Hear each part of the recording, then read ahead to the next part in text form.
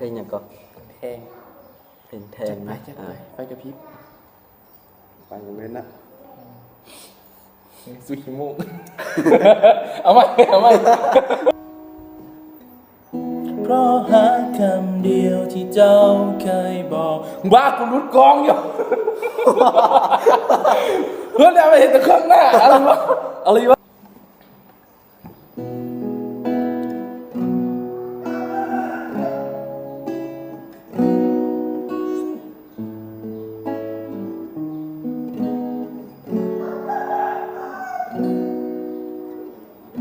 เพราะหาคำเดียวที่เจ้าเคยบอกจึงยอมให้เจ้าหลอกเจ็บซ้ำๆอยู่เรื่อยมาเพราะหูโตดีว่าเจ้ามีคนใหม่แต่บอกกล้าที่จะเอ่ยไปกังวลว่าเจ้าจะบอกลาได้ที่เก็บอาการเอาไว้ปล่อยให้เจ้าทำตามใจทั้งทรมานแต่ใจก็ยังต้องทนฝืนเจ็บเคยยอมให้เจ้าแทงทางหลังแทงแล้วถอดแล้วแทงซ้ำๆอยู่เรื่อยมายอมเคยยอมตายอย่างซาตายคนให้ค่าหมดปัญญาที่จะหนีคำว่าของเจ้าไป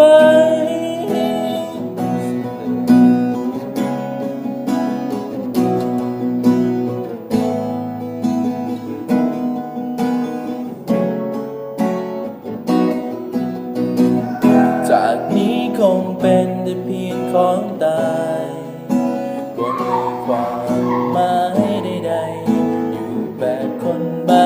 บ่กล้าที่จะเว้าสิ่งใดได้ที่เก็บอาการเอาไว้ปล่อยให้เจ้าทำตามใจทั้งทรมานแต่ใจก็ยังต้องทนฝืนเจ็บก็ยอมให้เจ้าแทงทางหลังแทงแล้วถอดแล้วแทงซ้ำๆอยู่เรื่อยมา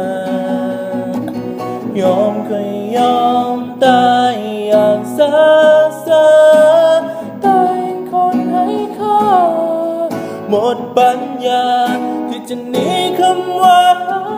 ของเจ้าไป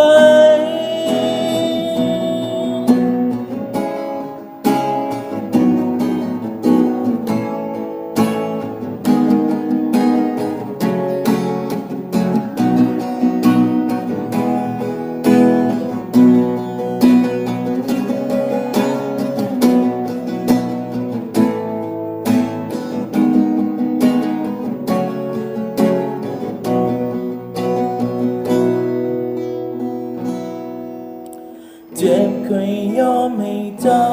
แทงทางหลังแทงแล้วถอดแล้วแทงซ้ำๆอยู่เรื่อยมายอมเคยยอมตายอย่างซาได้คนให้ค่าหมดปัญญาที่จะหนีคำว่าของเจ้าไป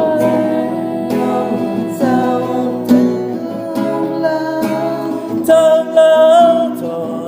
อดแล้วแทงซ้ำๆอยู่เรื่อยมา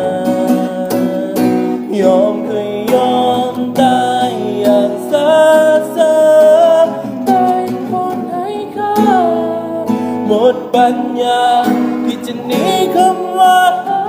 ของเจ้าไป